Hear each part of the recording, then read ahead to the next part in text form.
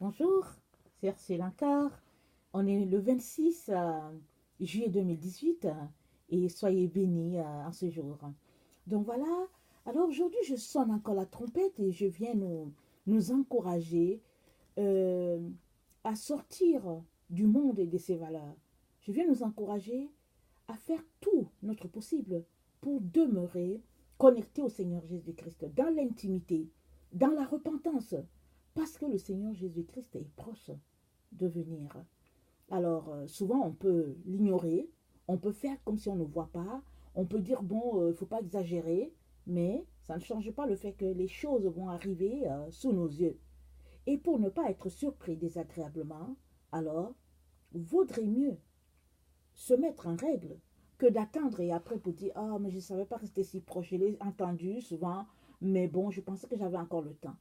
Alors l'homme aguerri, l'homme averti, c'est celui-là qui se met, qui est avisé et qui se prépare. Quand tu vas en voyage, tu te prépares. Tu ne te lèves pas la veille pour dire, ok, bon, je m'en vais à Toronto, et puis bon, là, j'ai besoin de ceci, j'ai besoin de cela. Non, non, non. Tu planifies ton voyage à Toronto depuis un certain temps, et à partir de là, tu fais tes achats en fonction, tu mets tes affaires dans la valise en fonction. Donc, c'est pareil. Alors, dans ce cas, le départ pour le ciel, c'est que bon, notre valise, on doit vider, on doit vider plusieurs choses et puis finalement être maigre. On doit se déplumer et puis bon, voilà, et jeter plusieurs choses, que ce soit les choses spirituelles ou bien les choses matérielles. Donc voilà que le Seigneur vous aide à faire ce ménage-là, moi y compris, voilà. Donc aujourd'hui, je viens apporter un enseignement sur euh, la lettre de Jésus à l'église de Thyatire. Je pense que ça c'est la quatrième église. Alors je vais lire, c'est dans Apocalypse 2, le verset 18 au verset 29. C'est la lettre, elle est un peu longue, mais bon, voilà. Alors voici ce que dit le Fils de l'homme, celui qui a les yeux comme une flamme de feu et dont les pieds sont semblables à l'airain ardent. Je connais tes œuvres, ton amour, ta foi, ton fidèle service, ta constance et tes dernières œuvres plus nombreuses que les premières. Mais ce que j'ai contre toi, c'est que tu laisses la femme Jézabel, qui se dit prophétesse, enseigner et séduire mes serviteurs pour qu'ils se livrent à la débauche et qu'ils mangent des viandes sacrifiées aux idoles. Je lui ai donné du temps pour qu'elle se repente. Elle ne veut pas se repentir de sa débauche. Voici, je vais la jeter sur un lit et envoyer une grande tribulation à ceux qui commettent l'adultère avec elle, à moins qu'ils ne se repentent de leurs œuvres. Je frapperai de mort ses enfants, et toutes les églises connaîtront que je suis celui qui sonde les reins et les cœurs, et je rendrai à chacun de vous selon ses œuvres.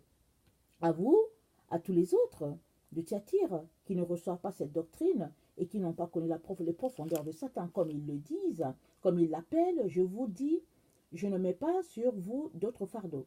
Seulement ce que vous avez retenez-le jusqu'à ce que je vienne. Celui qui vaincra et qui gardera jusqu'à la fin mes œuvres, je donnerai autorité sur les nations.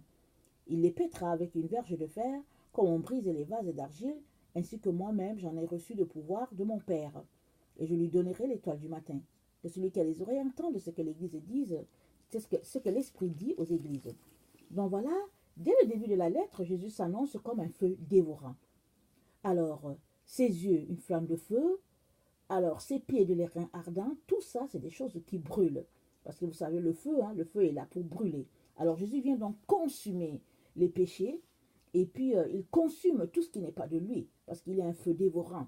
Alors, plusieurs fois dans la Bible, c'est mentionné. Alors, il est donc important que nous puissions vraiment mettre notre vie en règle pour ne pas nous retrouver vraiment humiliés comme les habitants de Sodome, qui, au fait, ont été brûlés vifs, parce que l'ange est venu et puis bon, la ville est passée au feu.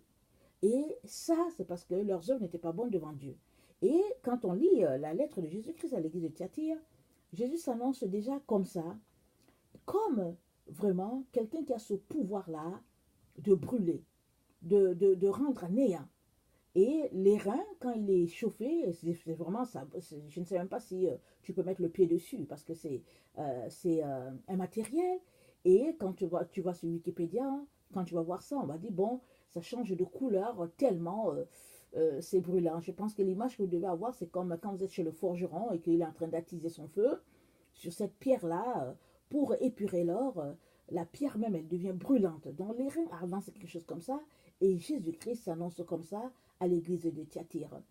Alors, mais il vient dès le départ lui dire ce qu'il trouve de bon en elle, il trouve son amour, il trouve ses œuvres, il trouve sa foi, sa fidélité, sa constance dans sa marche avec le Seigneur et tout. Et ses dernières œuvres, beaucoup plus nombreuses que les premières, Jésus-Christ apprécie tout ça.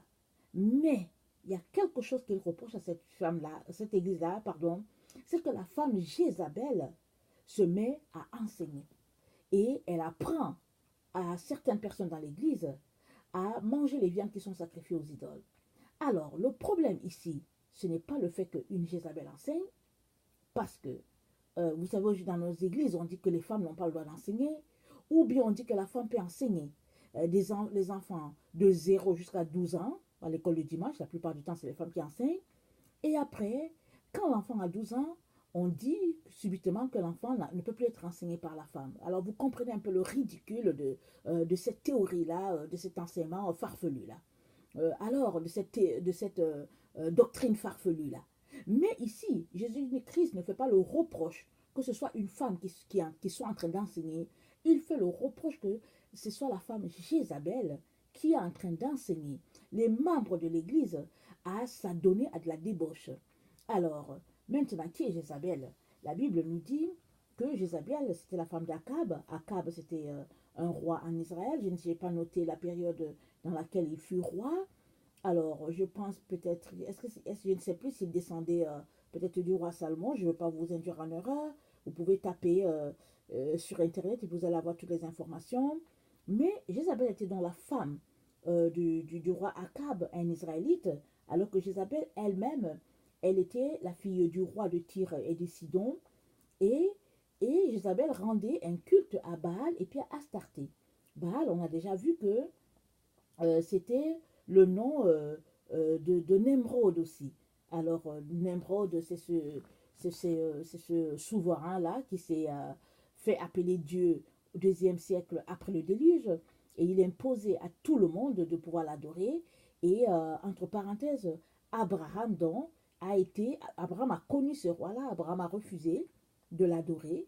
Et l'histoire d'Abraham, c'est une histoire vraiment extraordinaire.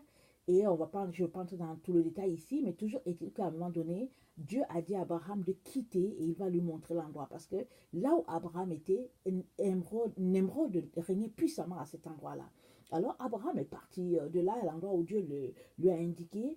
Et donc, Jézabel donc, a fait que le roi Akab s'est mis non seulement à adorer ses divinités, Baal et Astarté, parce que Baal c'était le dieu soleil, Astarté le dieu lune, et les deux étaient ensemble, c'était comme mari et femme, Baal et puis Astarté.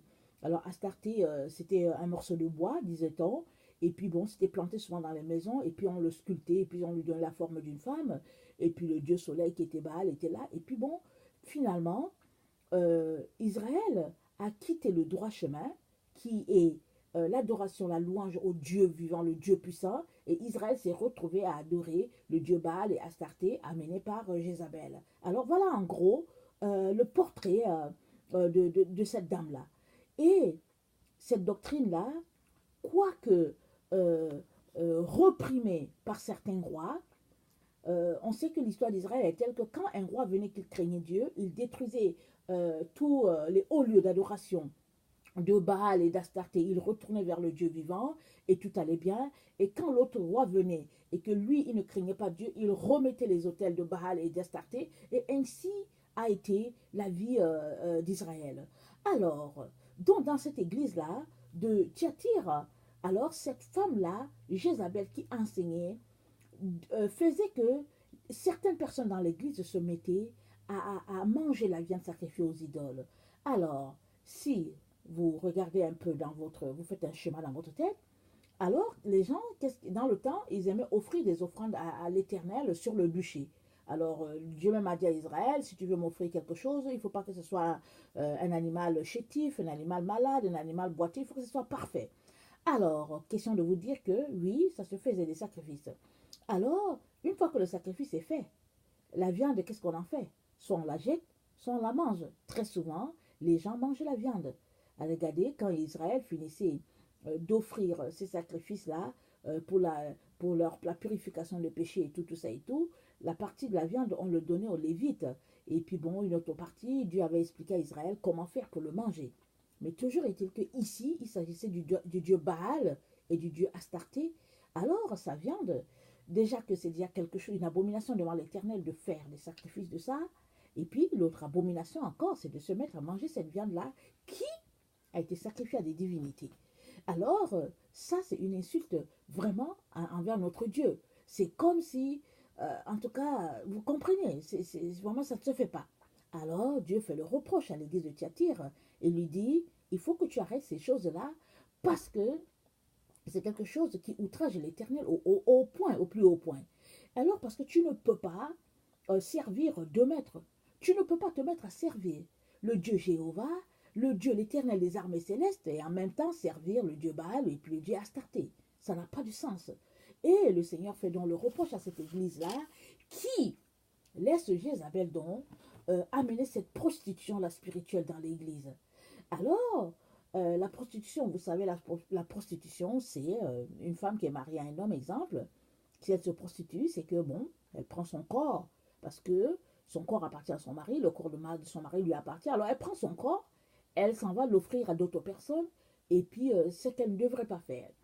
Alors, donc, Israël est une nation sacrifiée à Dieu. C'est une nation purifiée par Dieu. C'est une nation qui appartient à Dieu. Il n'y a pas lieu pour Israël de se retrouver, par exemple, à prier et à adorer le Dieu Astarté. Ce n'est pas possible. Et Dieu appelle ça de la débauche si on se met à faire ça, à adorer de Dieu.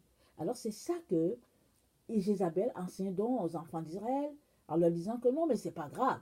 Tu vas à l'église, mais ça c'est pas grave. Tu peux quand même manger ces choses-là, c'est pas grave.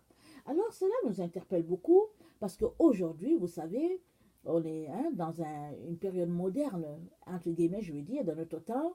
Alors, on se retrouve souvent dans les centres commerciaux. La viande est déjà tout apprêtée, tout emballée. Et puis, bon, tout est déposé là et tout. Mais on ne sait pas à quoi ça a été sacrifié. Vous savez, on mange et puis, bon, on se dit, bon, on ne se soucie pas. Ou bien, on a des amis et puis on se retrouve chez eux, on mange et puis, bon, pas de souci. Mais, à quoi ça a été sacrifié? Je vous ai déjà dit plusieurs fois que j'ai grandi dans un milieu musulman. Et puis j'ai marché, mes amis ont été des musulmans. Et mes parents, ils avaient des amis musulmans. En tout cas, on a grandi ensemble. Parce que, bon, dans cette région-là, d'où je viens, c'est comme ça. Les musulmans sont avec les chrétiens. Et puis, bon, ils sont un seul peuple. Et puis, bon, il n'y a pas de problème. Ils sont ensemble. Donc, voilà. Alors, à un moment donné, mes parents, ils ont marché avec le Seigneur. Ils se sont approchés du Seigneur. Et puis, bon, à un moment donné, le Seigneur, mon père a reçu tout simplement la révélation qu'on ne pouvait pas continuer de manger la viande de la tabaski. La tabaski, vous savez, c'est la fête du mouton. Et comme on a grandi avec les musulmans, nos amis musulmans, alors quand il y avait leur fête, ils nous envoyaient la viande du mouton. Et puis bon, nous, on n'avait pas de problème, surtout les enfants. En tout cas, nous, on jubilait, on était contents, on n'avait aucun problème. Et, mais Dieu a parlé à mes parents, à mon père en particulier, et mon père a dit à ses amis musulmans qu'ils ne pouvaient plus recevoir leur viande. Mais ce qui était spécial, c'est que, vous savez, nos amis musulmans, les amis musulmans de la famille, ils ne recevaient jamais le mouton qu'on leur envoyait lorsque c'était la Noël ou bien lorsque c'était la Pâque. Parce que bon, en tout cas, là où je viens, on passe le temps à tuer les moutons, tuer les chèvres. On est gâtés de ce côté-là du bétail. Alors vraiment, Dieu nous a bénis de ce côté-là du bétail, on est bénis. Mais ils ne recevaient jamais de la viande de nous. Que ce soit la viande de mouton, la viande de bœuf, la viande de... Ils ne recevaient jamais. Parce que pour le musulman, ça c'était la viande souillée. Alors que nous, on est des enfants qui marchaient devant Dieu. Mais quand ils nous donnaient la viande, eux, on prenait. Jusqu'à ce que Dieu donne la révélation à mon père, lui disant que non, vous ne pouvez pas continuer à consommer leur viande. Parce qu'eux, ils font le sacrifice du mouton et ils disent que c'est Ismaël qui a été sacrifié. Alors que vous savez que dans la vraie vie, c'est Isaac qui a été sacrifié. De un. De deux, on n'a plus besoin de sacrifice maintenant. Jésus-Christ est déjà mort. L'agneau ultime a été immolé. On n'a plus besoin de sacrifice. Deux. Trois, il est important que vous puissiez sanctifier devant l'Éternel, devant tous vos amis. Il est important qu'ils sachent que Jésus-Christ pour vous, c'est ça ou c'est rien. Alors, quand le moment est venu, mon père, il n'a jamais eu de problème à dire tout ce qu'il pensait. Alors, mon père a dit ça à ses amis. Ça a créé un froid entre eux et puis nous. Mais ils ont compris. mais ils ont continué de se fréquenter et tout. Mais ils ont arrêté, par exemple, de nous envoyer de la viande et tout. Mais nous, les enfants, on était vraiment déçus de cela. Parce qu'on ne comprenait pas grand-chose. On était déçus. On se disait, oh, mais dans le fond, c'est pas parce qu'on était des mangeurs de viande, mais c'est tout simplement que les enfants, ils aiment bien qu'il y ait des choses différentes à la maison. Ils veulent faire partie de la fête. Et puis, donc voilà. Mais Dieu est bon. Dieu nous a donné cette révélation-là. Et à la maison, mes parents ont compris et on a laissé cet aspect-là de notre vie avec les amis musulmans. On leur a parlé et puis bon, c'était ça. Et aujourd'hui que je lis ces écritures-là, je comprends très bien ce que Dieu est en train de dire. Parce que quand tu sais que une viande a été sacrifiée à une divinité, tu ne peux pas te mettre à manger ça. Parce que tu es en train de participer à la table du Seigneur qui est le pain et le vin, qui représentent le corps de Jésus-Christ immolé pour nous. Et tu es aussi en train de participer à la table des démons. Et ça, il est très important. Que tu t'arrêtes et que tu fasses un choix judicieux. Parce que notre Seigneur ne mérite pas qu'on puisse le mélanger avec d'autres choses. Alléluia. Il a payé de sa vie pour toi et moi. Alors il est important qu'on choisisse. Parce que, écoutez, il n'y a pas de demi-mesure. Ou bien c'est Jésus-Christ, ou bien ce n'est pas lui. Alors il est donc important que aujourd'hui, que nous sommes loin de l'époque où l'église de Thyatire a existé, que nous sommes vraiment effectivement dans une autre époque, on est au XXIe siècle, mais la vérité est que ça existe encore en notre sein, et souvent même, les parents, s'ils sont peut-être loin, en Inde, en Afrique, ou bien je ne sais pas quoi, ils peuvent faire de la viande, et puis bon, on envoie de la viande comme du soya, ou bien du cliché, alors on emballe ça, on envoie ça à direction Occident pour nos enfants qui sont là-bas. Ah, c'est bien, tu reçois la viande, tu manges, mais est-ce que tu sais d'où vient cette viande, par exemple? Est-ce que tu sais d'où vient ce produit? Alors, donc, oui, vous pouvez m'écouter pour dire, il ne faut pas exagérer, c'est ça. Mais le problème est que quand on marche avec le Seigneur, quand on arrive à une certaine distance, un niveau de maturité, le Seigneur lui-même pointe certaines choses qu'on devrait arrêter de faire. Parce que notre ADN est purifié par Jésus-Christ, par le pain et le vin. Mais nous-mêmes, on peut le souiller en mangeant quelque chose qui est déjà souillé, parce que Dieu sait tout ce qui se passe sur la terre. Alors, tu as besoin de venir chaque jour devant lui, t'assurer que tu n'es pas en train d'offrir des sacrifices à d'autres divinités. Parce que si toi, tu ne sais pas que tu es en train de commettre un péché, Dieu sait que tu commets un péché, les démons aussi savent ça, et puis il est important que tu sortes de ce cercle vicieux-là, qui, au fait, met une barrière entre toi et Dieu. Donc, il est vraiment important qu'on puisse arriver à ce niveau de maturité-là et comprendre que les recommandations que Jésus-Christ a fait à l'église de Thyatire et comprendre que ces recommandations sont aussi les nôtres et on doit veiller à ce que le Seigneur Jésus-Christ ne nous livre pas, comme il a dit à l'église de Thyatire. Il a dit, si tu continues de commettre de telles bévues avec la femme Jézabel, alors je vais vous livrer. Alors j'aimerais ça, je vais vous livrer, je vais livrer les gens qui commettent l'adultère avec elle sur un lit. Et puis bon, voilà. Et puis même, les enfants vont mourir et tout. Parce que la sentence, elle est difficile, elle est dure. C'est une sentence vraiment très sanglante. Mais Jésus-Christ fait ça afin d'éradiquer le mal du milieu de cette église-là qui avait déjà tellement de bonnes œuvres, qui veillait sur la parole, qui aimait les gens. Mais il y avait un côté, un aspect de sa vie qui était encore dans les ténèbres. Alors, pourquoi est-ce que Jésus-Christ ne manque pas de pointer toutes ces choses dans les ténèbres-là? C'est que tu ne peux pas connecter avec Jésus-Christ si tu fais juste la sanctification à moitié. La sanctification, c'est tout. C'est tout ou bien c'est rien. Tu te sanctifies d'un côté et puis si tu te sanctifies d'un côté et que tu laisses l'autre, tu n'es pas saint. Tu dois être saint totalement. Alors, dans Romains 1, le verset 23 à 25, j'aimerais ça qu'on lise c'est que la parole de Dieu dit à cet endroit. Je sais que vous connaissez déjà ce passage-là, mais bon, c'est quand même bon de le parcourir. Alors, Romains, le verset 23 à 25, ça dit ceci. Car, ayant connu Dieu, ils ne l'ont point glorifié comme Dieu et ne lui ont point rendu grâce. Mais ils se sont égarés dans leurs pensées, et leur cœur sans intelligence a été plongé dans les ténèbres. Se vantant d'être sages, ils sont devenus fous. Et ils ont changé la gloire de Dieu incorruptible en image représentant l'homme corruptible, des oiseaux, des quadrupèdes et des reptiles. C'est pourquoi Dieu les a livrés à l'impureté, sont les convoitises de leur cœur. Ainsi, ils déshonorent eux-mêmes leur propre corps. Eux qui ont changé la vérité de Dieu en mensonge et qui ont adoré et servi la créature au lieu du Créateur qui est béni éternellement. Donc, au verset 24, c'est dit, c'est pourquoi Dieu les a livrés à l'impureté selon les convoitises de leur cœur. Alors, c'est ça que Dieu est en train de dire à cette église-là de Thyatire. Il dit, si tu n'arrêtes pas, je vais te livrer. Et quand Dieu livre, je vous dis, c'est vraiment difficile. C'est vraiment une période terrible d'épreuve. Et quand Dieu livre, alors, je ne sais pas si on est capable, on a cette force-là de revenir dans la vérité. Parce que Dieu est tellement patient qu'il parle, il parle, il parle. À un moment donné, il va dire, c'en est assez. Et il ne faut pas qu'on arrive à un point de notre vie où Dieu dit, c'en est assez. Non, ça suffit. Et alors, un enfant qui aime le Seigneur, c'est un enfant qui obéit à Dieu. Dieu dit que, il dit dans, je pense, 1 Samuel 15, le verset 23, il dit, Dieu prend-il plaisir à l'obéissance comme... attendez, il faut que je lise. Je ne vais pas le citer mal, parce que c'est un passage très important. Parce que si Dieu est ton Père, et que tu t'estimes son enfant, alors il n'y a pas compréhension à quelqu'un qui dit de Dieu son Père et puis qui n'obéit pas. Et Dieu dit que tout ça, si tu n'obéis pas, Dieu appelle ça de la divination. Alors, peux-tu servir en même temps Dieu et en même temps servir un autre Dieu? C'est pas possible.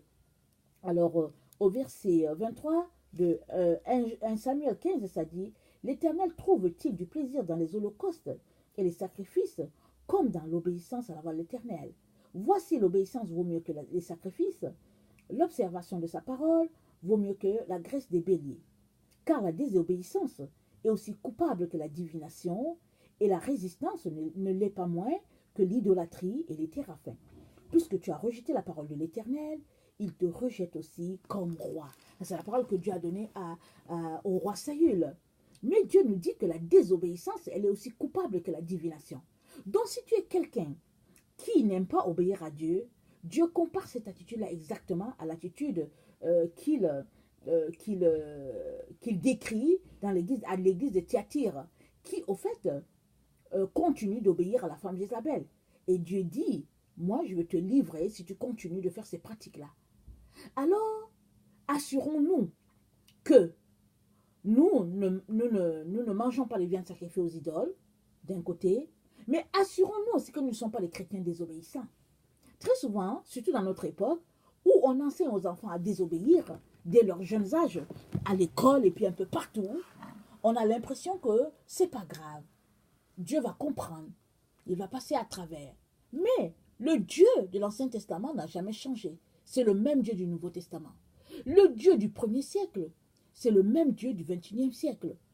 Alors, Dieu est un juste juge.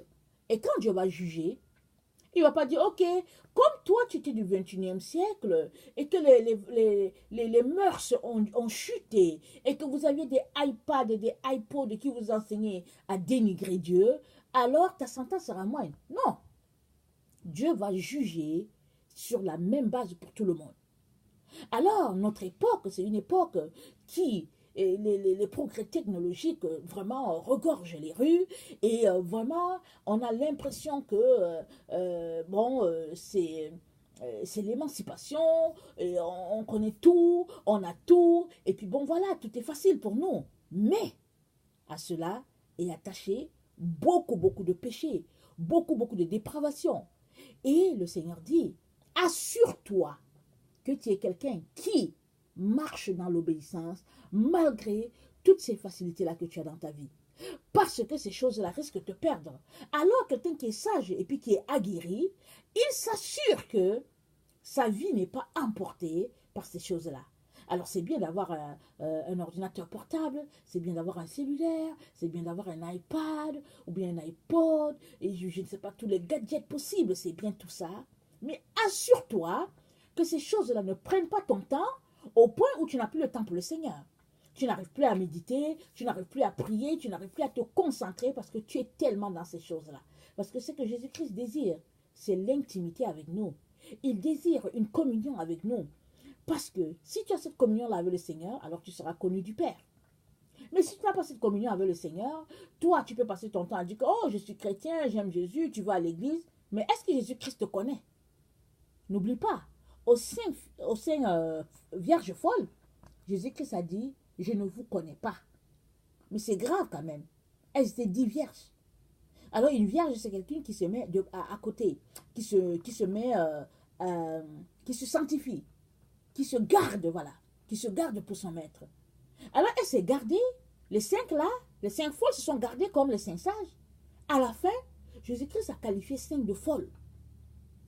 Quoi qu'elles se sont gardées, quoi qu'elles disaient que Jésus-Christ est notre maître, quoi qu'elles disaient toutes sortes, elles aimaient le Seigneur, elles sont allées à sa rencontre, Jésus-Christ les a qualifiées de folles. Et il a dit, je ne vous connais pas. Parce que elles n'avaient pas un temps d'intimité avec le Seigneur.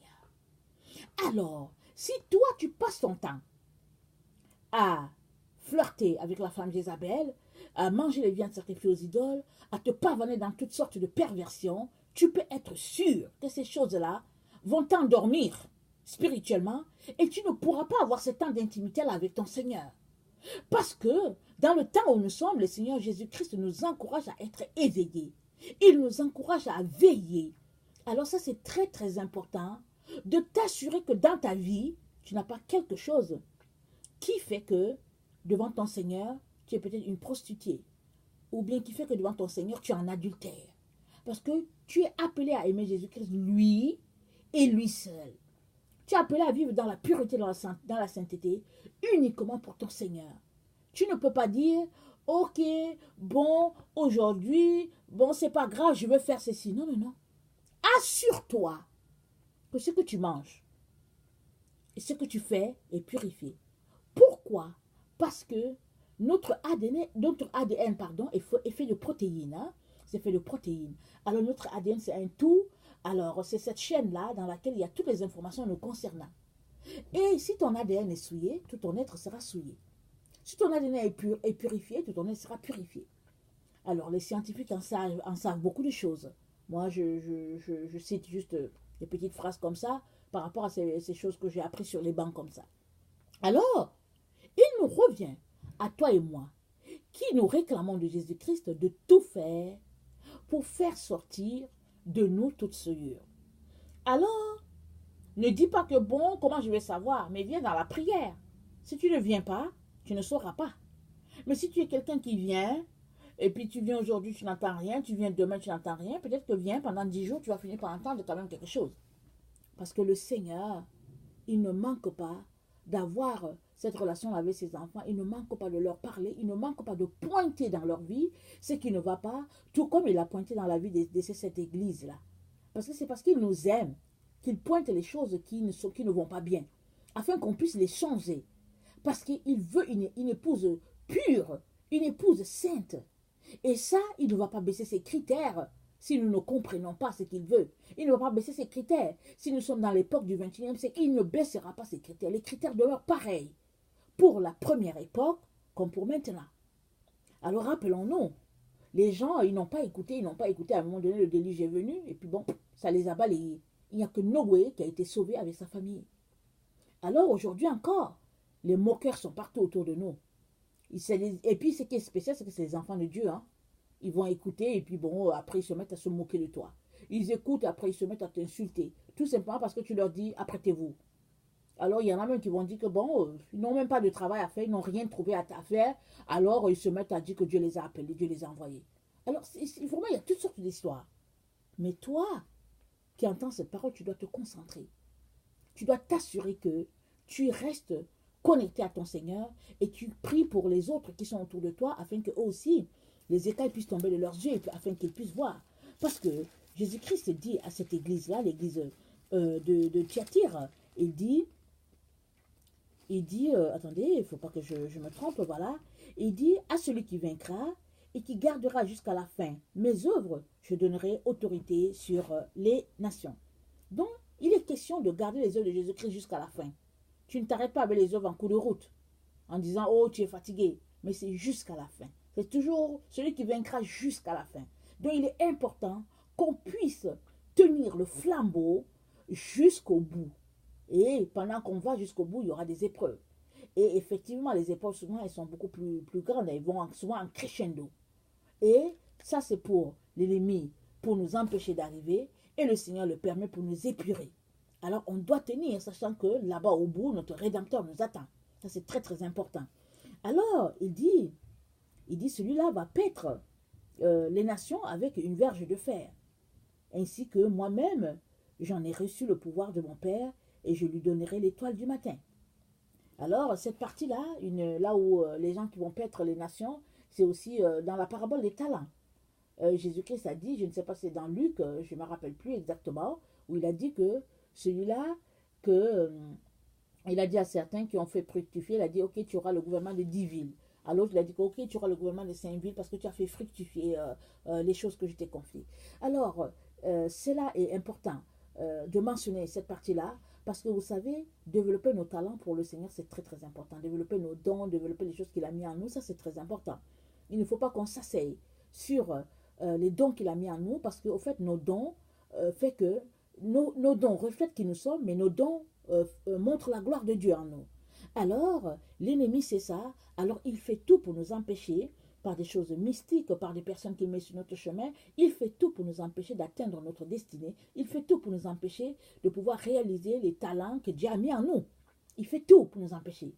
Alors, quand tu réussis à aller jusqu'au bout, vraiment ça, non seulement ça fait la gloire de ton Père, parce qu'au bout, Dieu donnera à ces gens-là la direction de plusieurs nations.